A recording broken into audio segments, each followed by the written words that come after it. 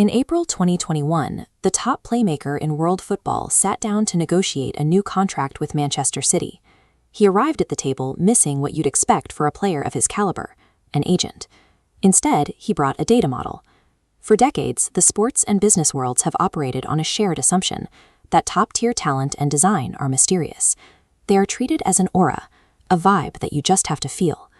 Under this system, multi-million-dollar deals are typically won by the person in the room who argues most confidence, rather than the person with the best evidence.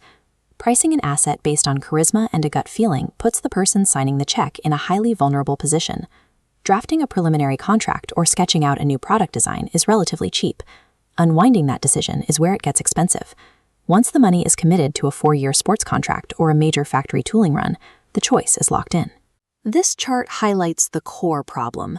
The spike in financial risk happens long before the line for visible results even starts to rise.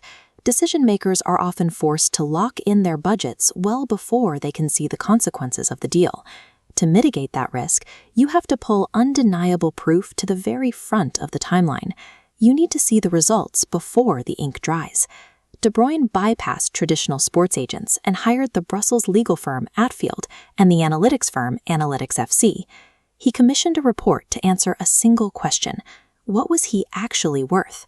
They mapped his historical performance, projecting his future output and benchmarking his salary against every other elite attacking midfielder on the planet.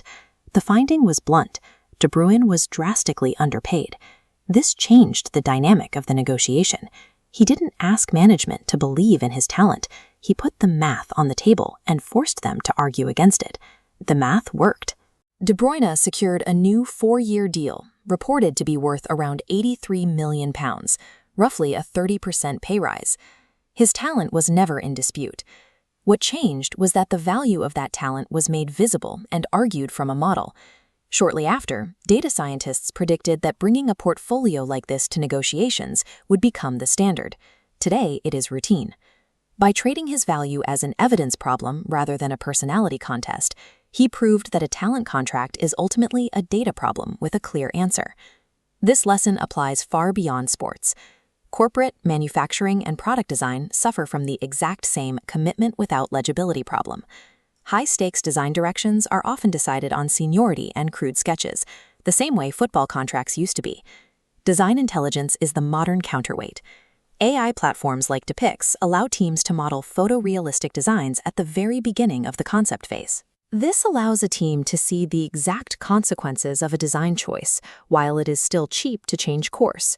Just as Analytics FC did for De Bruyne, this approach makes the real value and the real trade-offs visually and mathematically legible. The competitive edge is almost never found in negotiating harder after a bad commitment has already been made. True power is the ability to model a direction, benchmark it against the field, and argue it from evidence before you sacrifice a year of budget. Winning organizations no longer rely on whoever speaks the loudest. They rely on whoever puts the most defensible evidence on the table. Whether you are a star midfielder or a global design team, ultimately, the one who gets paid is the one who puts undeniable proof on the table before anyone signs anything.